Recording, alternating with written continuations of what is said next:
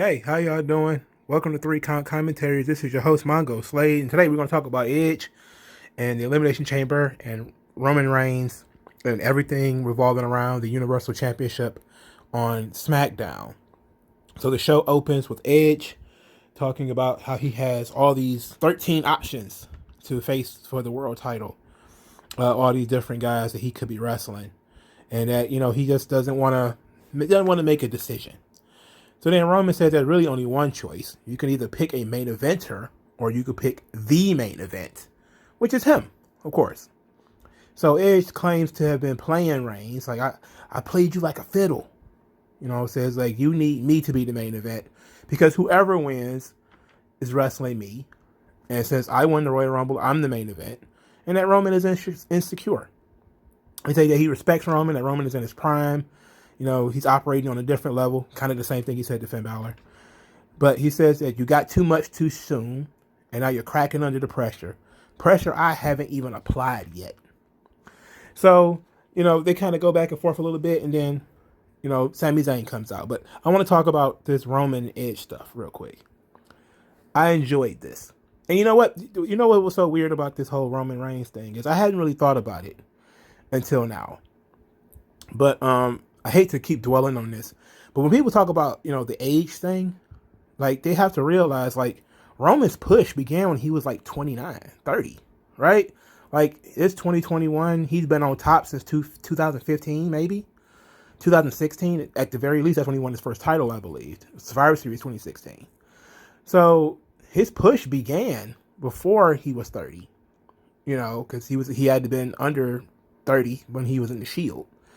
So this is not really, they're still running with this guy, so I really didn't think about that until today, that when Edge said he got too much too soon, because that is true. That is very true. He did get a lot very fast. But I like that, Edge kind of hit the nail on the head where he says that Roman is insecure. That's insecurity is always a sign of the king archetype. That the king is always concerned that he's going to get usurped, that there's going to be other people who's going to rise up against him.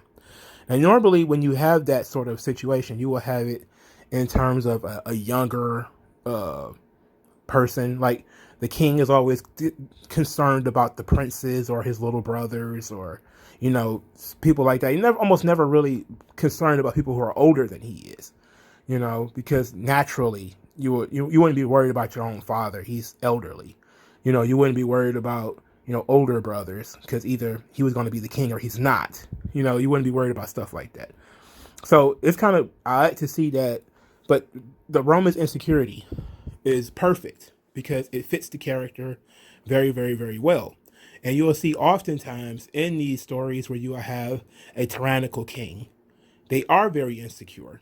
They're always checking to make sure people are not conspiring against them and different things like that. In this situation, Roman just feels threatened because Edge has returned and he used to be the face of SmackDown. And I want them to kind of go that route with it and say like Edge used to be the old face of SmackDown, but now Roman is the new face of SmackDown. Like I like that idea too. Like I love that as an idea, that the old face of SmackDown versus the new face of SmackDown. Because SmackDown was Edge's show for a long time. Like his push in 2002 began on SmackDown. He was supposed to be one of Brock's first opponents. Well, I think he was for a little while, and then he kept getting injured, and they bumped him to Raw, and then all the other stuff happened. So I love this. That's really good. I'm interested in what Roman and Edge. I get more interested into it later, and I'm almost certain. Now, I'm about 80 to 90% certain we're getting Roman and Edge at WrestleMania. So then Sami Zayn comes out, and Sami Zayn says that he's been disrespected, and it's enough. He's had enough of being disrespected. He's being looked over, and that, WWE didn't want him in the Elimination Chamber, but he found his way in anyway. And then now he's going to win and find his way into the main event of WrestleMania anyway. And he just keeps talking and talking until Jey Uso knocks him down. And Jey Uso punches him out.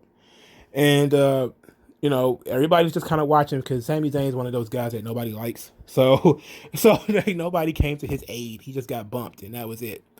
So then Roman whispers something to Edge. And this was a real dramatic moment, and this actually was pretty fucking good. He put his hands behind his back, put the title down, put his hand behind his back, and whispered something to Edge, you know? And we don't know what was said, right? So now we have to we gotta think about this. We gotta let it bloom a little bit. You know, we gotta a seed has been planted. That, was it a threat? What was it? What was that? So it was very interesting. Very, very interesting. And then Edge throughout the night kept talking to different people and that was in the Elimination Chamber. He talked to Kevin Owens.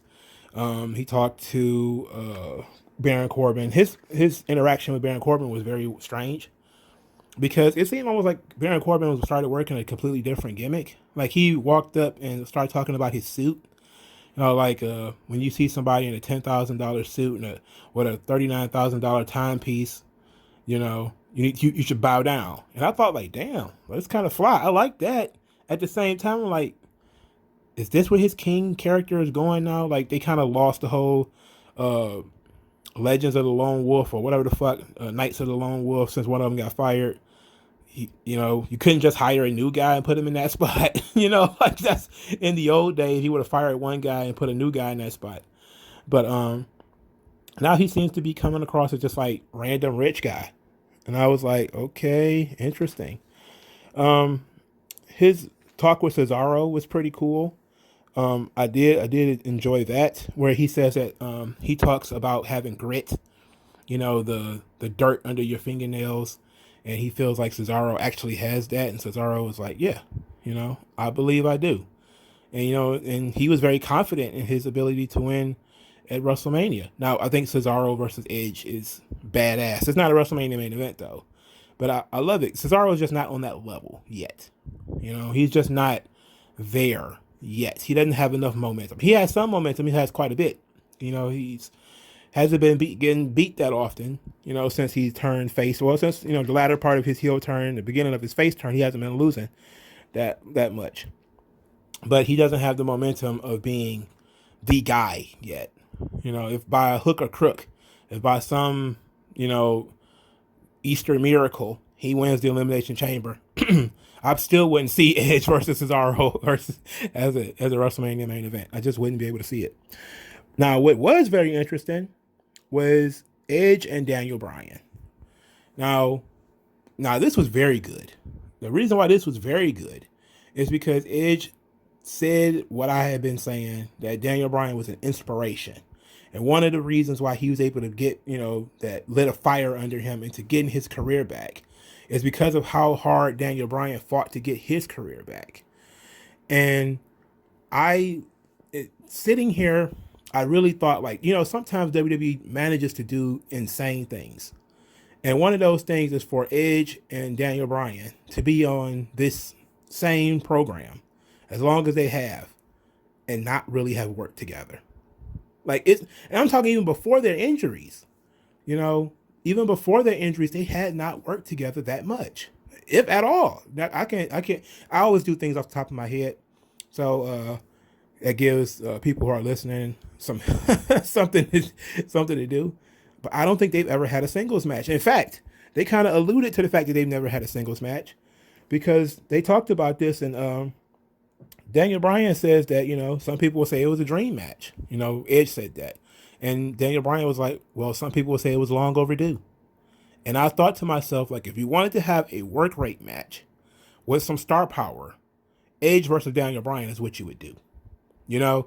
And if Roman wasn't on the run of his life, I think that's probably would be what they would do. And you could do, and then I also think Edge would be the heel in that situation. But you have this situation where these two guys, they have the same story. They both fought back from career-ending injuries.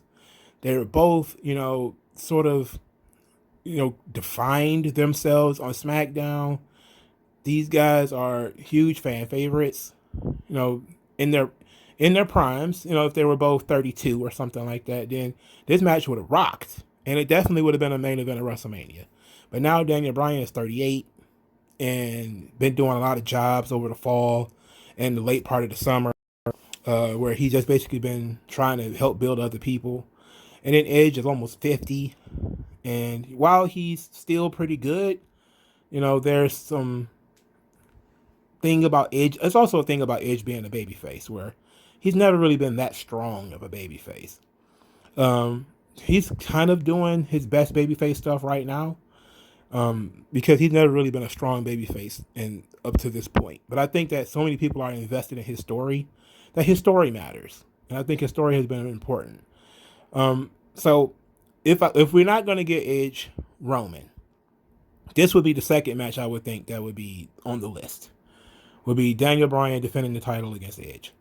Now, what's the likelihood of that? Less than 5%. Less than 0.5%, I should say. I think that Roman just pretty much steamrolls whoever wins that chamber. And then maybe they do Roman and Bryan at Fastlane. But I just don't see this match happening unless Edge wins the title and then maybe Daniel Bryan is like his first opponent after Roman. Like, it'd still be a good idea. It'd still be great. It's like, that's the thing about these big matches like this. You could do it at WrestleMania and it feels like a WrestleMania match, but it feels like it's something that would be, you can make a one match show out of it on like Backlash or, like, well, it probably wouldn't be Extreme Rules, but, a Clash of Champions type show. Yeah, you could really put this on there and really like make it a big show. And so hopefully we'll get this match eventually at some point this year before Daniel Bryan walks away. But we're not going to get it at WrestleMania. So we get the 6-man tag main event. Well, before we get there, we should talk about Daniel Bryan and Cesaro kind of messing with Kevin Owens. So basically, they don't trust Kevin Owens. And they kind of go on this list about, they start listing all of the different times Kevin Owens have turned on people. And, Daniel Bryan says, like, I'm forgetting somebody. I should have made a list. And Kevin Owens was like, yeah, okay. That he just attacks people. He attacks his own partners and stuff like that. I'm glad. Now, the only reason I'm mentioning this is I'm glad that little piece of Kevin Owens' history is not going away. He has not redeemed himself from that.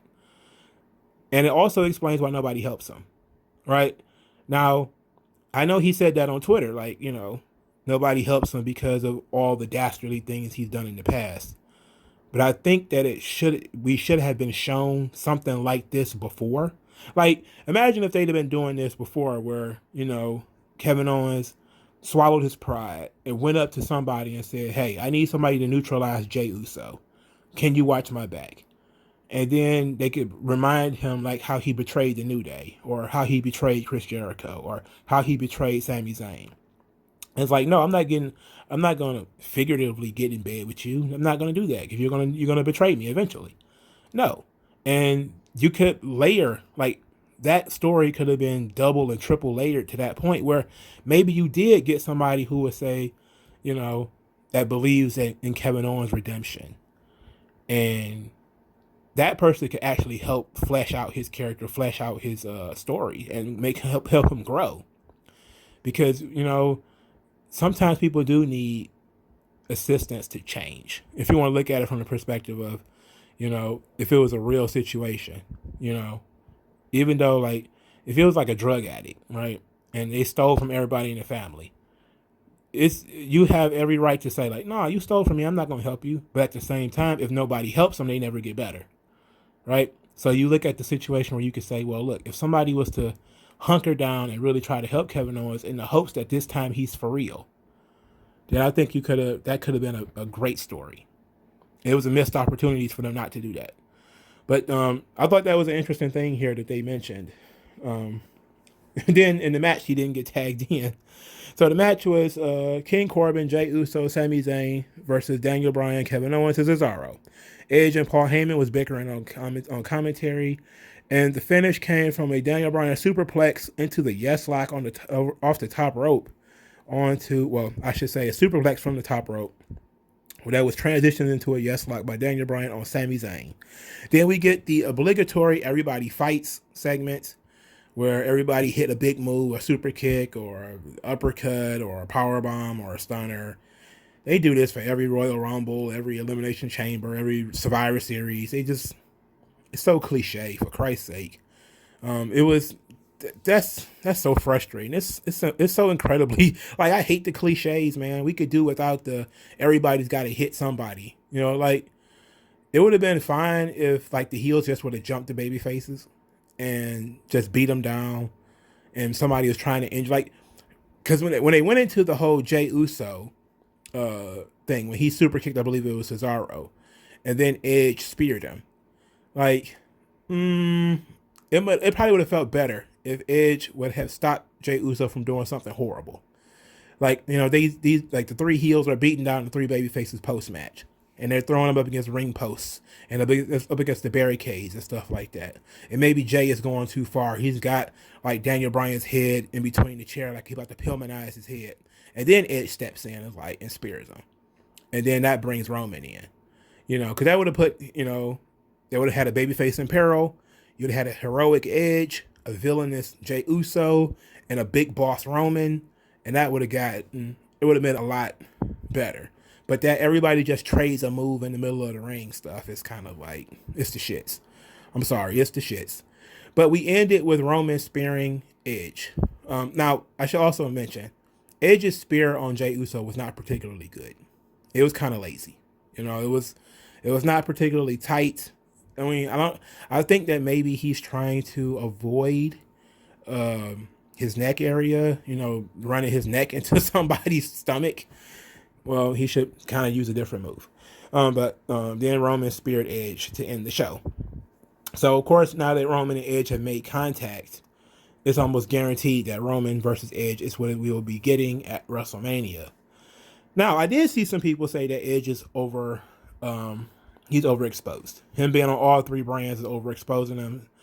And I say he was only on NXT once. And he was in a segment with Pete Dunne. He was helping to build the Pete Dunne Finn Balor match. And he did, you know, some little stuff here and there, sprinkling a little star power on everybody throughout all three brands. Now, I wouldn't say that he's overexposed. I mean, he's supposed to be exposed. He's the Royal Rumble winner. Like, he's supposed to be there.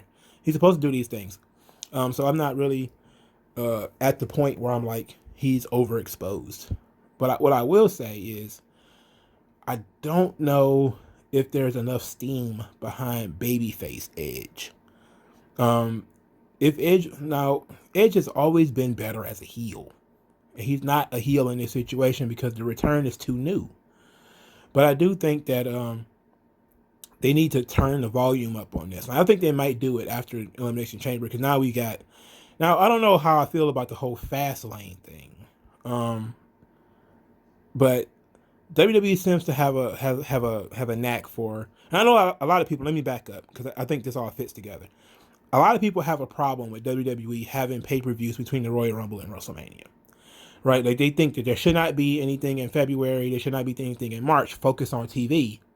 And then you go into WrestleMania with fresh matchups that were built up in January and stories told through TV, and these guys are not having a lot of contact. But I think that ultimately, because they have the network, they kind of have to have pay-per-views every month, you know? Now, I know they were even doing this before they got rid of traditional pay-per-view. I mean, yeah, when they was doing traditional pay-per-view, they were still having February events, you know, because it's a perfect time to, you know, as they say, derail the road to WrestleMania, to do different things, to, you know, hey, you guys thought that this match was going to happen, but then this happens, or somebody appears after Elimination Chamber and something changes. See, the Royal Rumble sets up the main event of WrestleMania, right? The Elimination Chamber, Fastlane, that sets up the rest of the card. You know, like, that stuff is not for the actual main event of the show.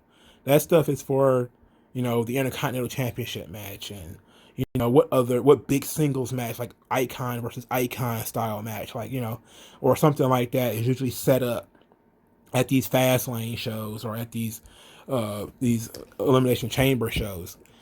And that's fine.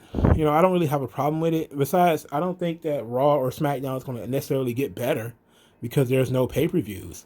I think that, you know, if they didn't have an idea of what they were going to do when they, I think that a lot of these websites, they tell people like, oh, there's nothing set in stone. It's like when they know what they're doing at the Royal Rumble, at the very least, right? If the road to WrestleMania can be derailed, we've seen that before. But please believe they're not going to go with, oh, we're going to have this guy win the Royal Rumble, but we don't know what we're going to do. It's like by that point they know what they're doing. Now, at least for the main events. Now, for other stuff, tag team titles and all that shit, maybe not. But they at least know what they're doing when they go into the Royal Rumble. Now if something changes on that front, like when Batista won the Royal Rumble and then Daniel Bryan ended up closing the show at WrestleMania as the champion, that was because there was a detour, and that detour was able to happen because of the pay-per-views and the TV between January and April.